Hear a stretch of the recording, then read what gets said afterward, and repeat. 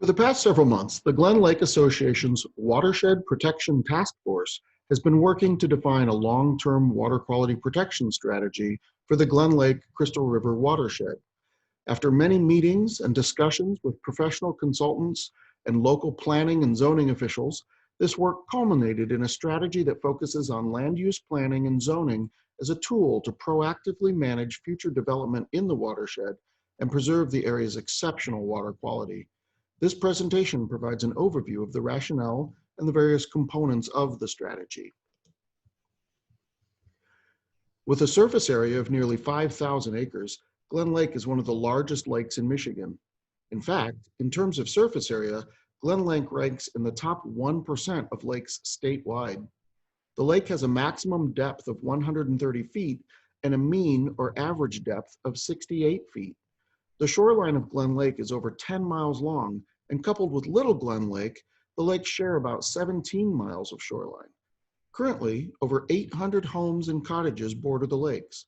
On average, the water in the lakes is replaced by incoming waters every 8.5 years. Thus, once a pollutant enters the lakes, it takes many years to be flushed out by incoming waters. A watershed is the land area that drains to a lake. Watersheds are sometimes referred to as a drainage or catchment basin. The Glen Lake Crystal River watershed, shown here in green, is just under 30,000 acres, a land area about 3.6 times larger than the lakes. In many respects, lakes are a reflection of land use activities in their watersheds. Fortunately, the Glen Lake Crystal River watershed is relatively small and remains largely undeveloped. Lakes with large and intensely developed watersheds often have poor water quality. This map shows land cover in the Glen Lake Crystal River watershed. The green areas are forested land, the brown areas represent agricultural operations, orange areas are undeveloped open space, and red is sand dunes. Developed areas, shown in yellow, are generally in close proximity to the lakes. Much of the watershed is forested and interspersed with small pockets of undeveloped open space and farmland. Many areas in the watershed are steeply sloped, with some hilltops and ridgelines several hundred feet in elevation above the lakes. The soils in the watershed are primarily sandy and highly permeable. The combination of forested land cover and highly permeable soils allows rainwater to rapidly infiltrate into the ground. In fact, groundwater is the primary source of water to Glen Lake. Scientists classify lakes by their ability to support plant and animal life. Oligotrophic lakes are low in nutrients, such as phosphorus, have excellent clarity, and little aquatic plant growth. By contrast, eutrophic lakes are high in nutrients, have poor water clarity, and abundant plant growth. Mesotrophic lakes are intermediate between oligotrophic and eutrophic. Mesotrophic and eutrophic lakes are common in Michigan, while oligotrophic lakes are relatively rare. Glen Lake is classified as oligotrophic with excellent water quality. Oligotrophic lakes like Glen Lake can support trout and other cold water fish because the deep waters of the lake are well oxygenated during summer. The Michigan Department of Natural Resources describes Glen Lake as one of its finest trout fishing lakes.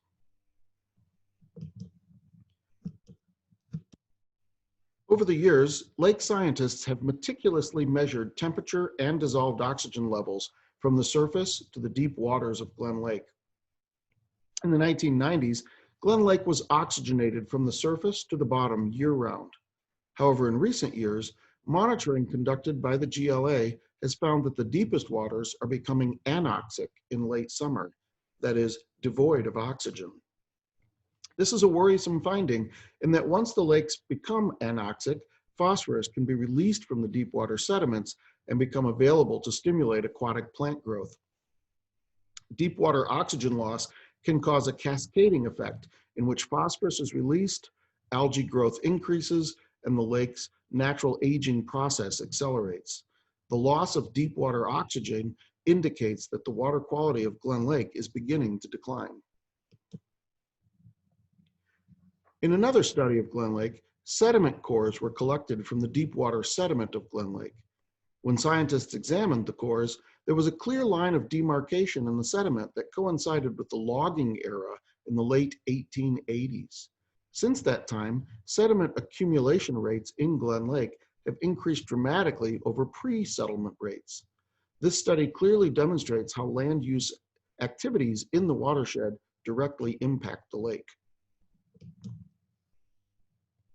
Perhaps the most seminal study of Glen Lake is the Glen Lake Crystal River Watershed Management Plan. In this study, the authors noted that shoreline buffers could help reduce the impact of almost all the pollutants that currently threaten Glen Lake. The report also noted that direct overland runoff to the lake is minimal as most rainwater infiltrates to the groundwater. As a result, future development in the watershed has a much greater potential to adversely impact water quality. These findings were critical to the development of the GLA's long-term lake protection strategy and underscored the need to address two critical issues: preservation of natural shoreline areas and defining ways to minimize the impact of future development in the Glen Lake Crystal River watershed. We know that Glen Lake is an exceptional, rare, and threatened resource. The question now becomes, what can we do proactively to minimize the impacts of development in the watershed? To a large extent, local planning and zoning policies will guide future development in the watershed. Currently, each of the 4 townships in the watershed have their own master plans and zoning ordinances. These documents influence the type, location, and density of development in the watershed. In addition to local zoning, about 40% of the watershed is within the Sleeping Bear Dunes National Lakeshore and is preserved as wilderness by the federal government. One approach to protecting water quality is an overlay district. In an overlay district, development must meet all the conditions in the underlying zoning district in addition to the supplemental provisions in the overlay district. The overlay district approach was adopted by the townships bordering Crystal Lake in Benzie County and has guided development around that lake for nearly a quarter century. An overlay district is being considered for the Glen Lake Crystal River watershed. An overlay district adopted by each of the 4 townships in the Glen Lake Crystal River watershed would provide uniform water quality protection provisions throughout the watershed. An overlay district would not preclude development of the watershed. Rather, it would help ensure future development is planned and designed to preserve the unique environmental character of the area. If adopted, the Glen Lake Crystal River Watershed Overlay District would preserve natural shoreline, discourage construction of hardened seawalls, promote low-impact development practices throughout the watershed, and preserve steeply sloped bluffs and ridgelines in the watershed. As indicated in the Watershed Management Plan, shoreline vegetative buffers are helping to reduce the impact of almost all the pollutants that currently threaten Glen Lake.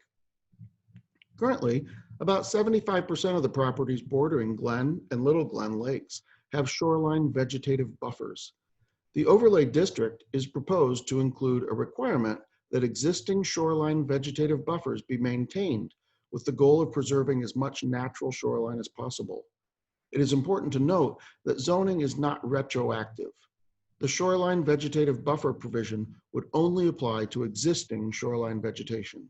If a property does not have a vegetated buffer now, the property owner would not be required to create one.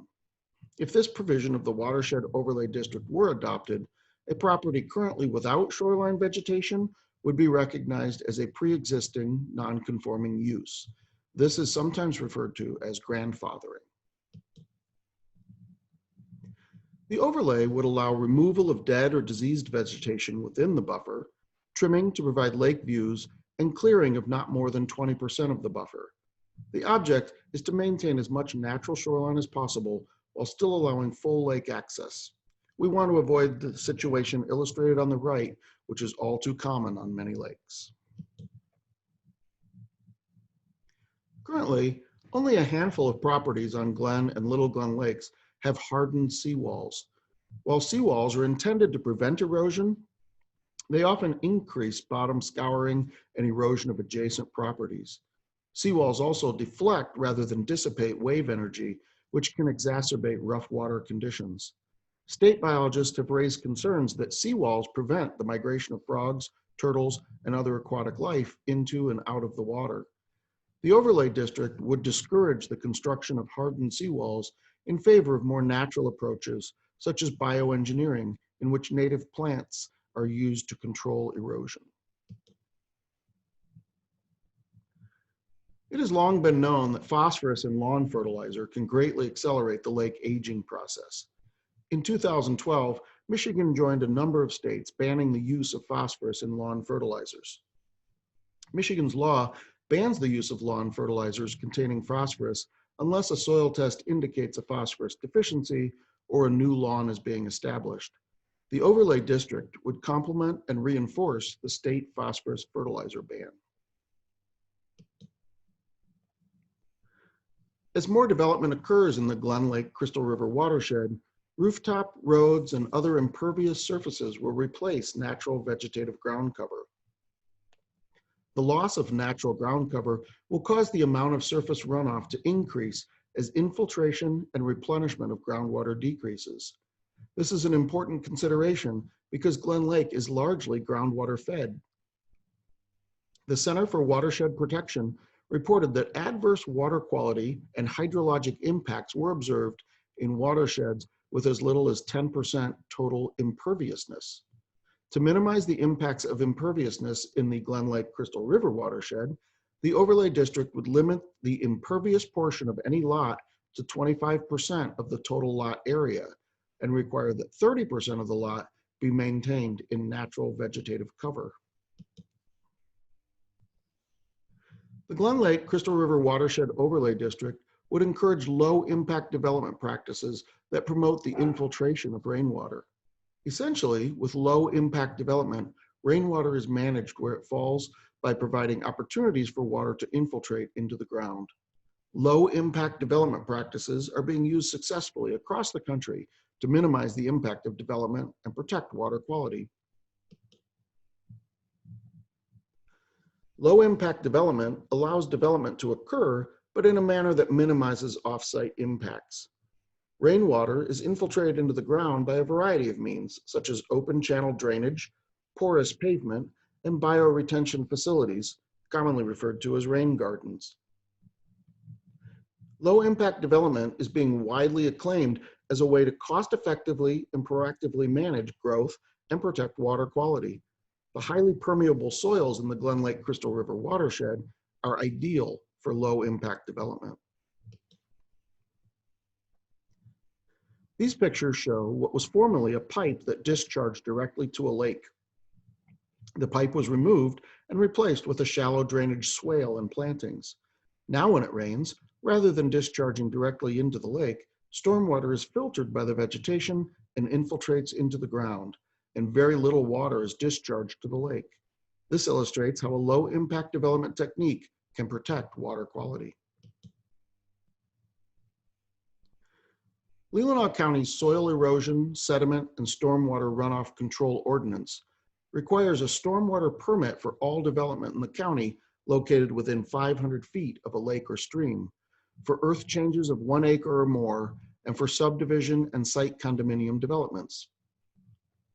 The ordinance is designed to help protect water resources and requires that a plan be in place to manage stormwater before local units of government can issue building permits.